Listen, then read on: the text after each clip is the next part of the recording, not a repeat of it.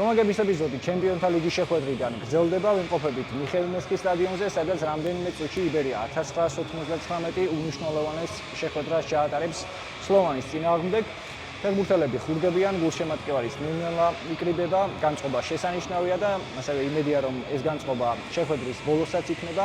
თუმცა არ დაგვაუწყდეს, რომ დღეს ყველაფერი არ წყდება. ამ გუნდების მომდევნო დაპირისპირება ერთ კვირაში გაიმართება, თუმცა რაც მთავარია, საკუთარ კედლებში გამარჯვებას უდიდესი მნიშვნელობა აქვს. დავიდეთ ნახოთ, რას ფიქრობენ ხომაგები და ნახოთ, რა თქმა უნდა, შეხვედრის საუკეთესო მომენტებიც. სლოვანის ძლიერი გუნდია, მაგრამ ფიქრობ, რომ მაინც დღეს შევძლებთ გამარჯვებას და მივახცევთ წარმატებას პირველად. ქართული ფეხბურთის ძალიან დიდი გულშემატკივრები ვართ, აგერა 1-4-ვე ვართ მოსულები. მე ქუთაისიდან ვარ და ქუთაისის ტორპედო ყველას მირჩევნია, მაგრამ ქუთაისის ტორპედო გამოვარდნილია სხვადასხვა ევროპული ჩემპიონატებიდან, მაგრამ საქართველოს სახელით და ჩვენი ქვეყნის სახელით გულშემატკივრობ იბერიას და გაუმარჯოს იბერიას. გაუმარჯოს იბერიას და წინსვლა და წარმატება. აი ესენი ჩვენი მეგობრები არიან, შემოგვიერთნენ აგერ. გაუმარჯოს იბერიას. გაუმარჯოს საქართველოს, გაუმარჯოს ქართულ კლუბებს. და ქუთაისის ტორპედოსაც გაუმარჯოს კიდე არ არის, მაგრამ დავამშაოთ. ბრატისლავა მივამშაო.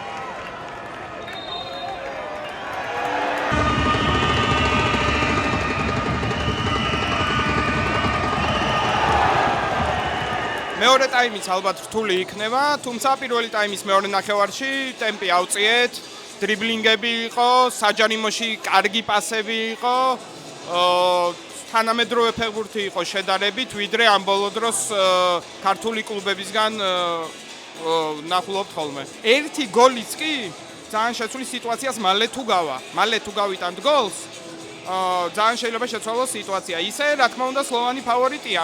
მაგრამ კარგი კონცენტრაციის პირობებში შანსი გვაქვს.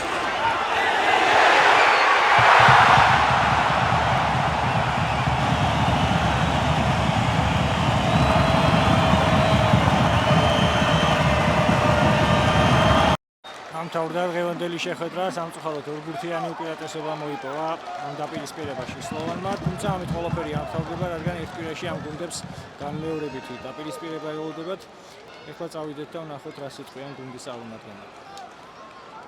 ძალიან ძლიერ გუნდს ვეთამაშეთ. სლოვანი ინდივიდუალურად და გუნდურად კარგად თამაშობდა. თუმცა ჩვენ გვაქვს იმის რესურსი, რომ ასეთ გუნდს თანაბრად ვეთამაშოთ. 2 გოლი გაგვეუქმდა. პირველი გოლი როცა გაგვიტანეს, მეკარეს ბლოკავდნენ და ეს გოლი უნდა გაეუქმებინათ.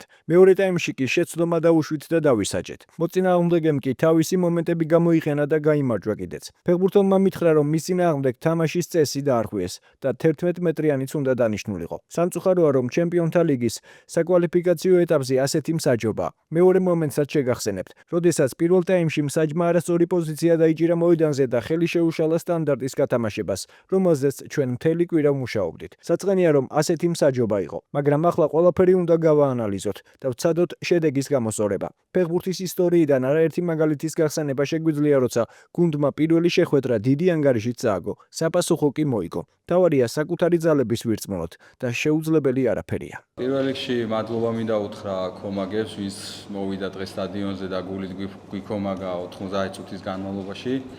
რაც შეეხება თამაშს, დადებითად რა თქმა უნდა ვერ შევაფასებ, იქიდან გამომდინარე, რომ ორგულთიანი სხვაობით დავმარცხეთ სახლში. მაგრამ იყო ისეთი დადებითი ეპიზოდები თამაშში, მაგალითად ბურთის ფლობა, ჩვენ სასარგებლოდ იყო, გარკვეული მომენტებიც ჰქონდა. საჯმაც იქონია გავლენა ჩვენზე, იმიტომ რომ როდესაც ხა ორ ბურთს გაგიუქმებენ და პლუს 11 მეტრიანს არ დაგინიშნავენ, ცოტა ფსიქოლოგიურად მოქმედებს, რა თქმა უნდა, გუნდზე.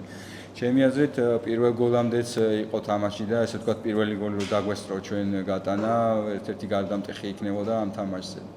მაგრამ ჯერ ყველაფერი წინ არის და გულშემატკივარს მინდა უთხრა და შევპირდე რომ მიუხედავად ამ მარცხისა ჩვენ აუცილებლად ჯგუფურ ეტაპზე ვითამაშებთ და იმედებს არ გაუსურვებთ. როდესაც ახლა ესეთ გუნდთან დომინანტი ხარ და ესე ვთქვათ დომინანტურად თამაშობ, სასიამოვნო არის ყველასთვის და მადლობა თუ თქვენც მოგეწონათ და მიხარია რომ აღნიშნეთ ეს ფაქტი.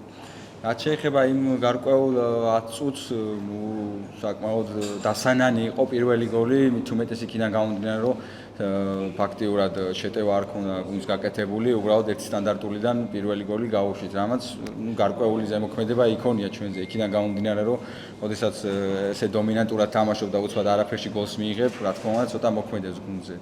მეორე გოლს რაც შეეხება, ფაქტიურად ისეთი საოცარი გოლი გაიტანა, რომელიც 1001 გადის ალბათ და ალბათ უსურვებ მას და არ მგონია რომ კარიერაში კიდე ეგეთ გოლს თუ გაიტანს არ მგონია ეს ფეხბურთელი, მაგრამ მან ნამდვილად კარგი გოლი გაიტანა. რა თქმა უნდა, ყველა კომპონენტზე მუშაობთ ყოველთვის დაცვაზეც, ფინიშზეც და ასე შემდეგ და არის გარკვეული დღე რომ შეიძლება უბრალოდ ვერ დააფინიშო, შეიძლება ხვალ დააფინიშო.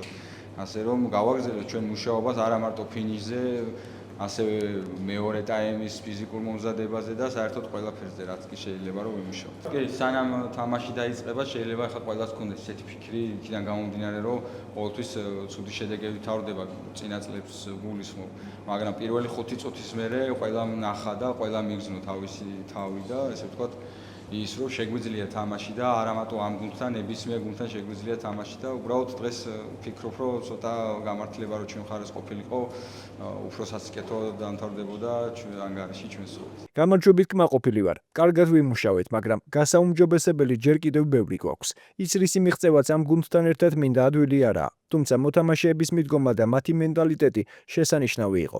მეორე ტაიმში თამაში გაცილებით რთული გახდა. არ მინდა რომ ჩემი გუნდი ასე ღრმად იღევდეს უკან. ბოლო 20 წუთში ცოტა დავიღალეთ და ზედმეტად ძლიერად დავიხიეთ უკან. დამუშავებული გქონდა თუ არა ხელოვნური თამაშგარები? რა თქმა უნდა. და კმაყოფილი ვარ რომ თავის დაცვა ასე მოახერხეთ. 2 გოლი გაგვიტანეს, მაგრამ ორივე გაუქმდა. ვთქვი რომ ეს ორმატჩიანი დაპირისპირებაა. მეორე შეხვედრა წინა. ამიტომ იქაც იგივე მენტალიტეტი გჭირდება. დღეს დაცვითი თამაში ვაჩვენეთ. შეტევაში და ფიზიკურ მომზადებაში საუკეთესოდ ვერ გამოვიყურებოდით. ამ კომპონენტებში გაუმჯობესება გჭირდება. მეტოქის მხრიდან მხოლოდ ერთ ფეხბურთელს ვერ გამოვარჩევ. იბერიას პატივს ვცემ, თუმცა ჩვენ ბრატისლავაშიც გამარჯვება გვსურს. დამთავრდა კომაგების დღევანდელი ეპიზოდი სამწუხარო შედეგით. სამწუხაროა ის ფაქტიც, რომ იბერიას 2 გოლი არ ჩაუთვალეს, რამაც თამაშის ბეწე კალვენა მოახდინა, რა თქმა უნდა. თუმცა კარგია ის, რომ წინა შეხვედრებისგან განსხვავებით იბერიას თამაში აშკარად უკეთესი იყო და იმედია რომ ბიჭები ამ თამაშის ხარისხს შეინარჩუნებენ, უფრო მეტად მოუმატებენ და ერთ კვირაში შეძლებენ თამაშის შემოbrunებას და შემდეგ ეტაპზე გასვლას. თქვენ რას ფიქრობთ ამასთან დაკავშირებით? დაწერეთ თქვენი აზრი კომენტარებში და რა თქმა უნდა, თუ მოგეწონათ ვიდეო, დალაიქეთ და გამოიწერეთ არხი.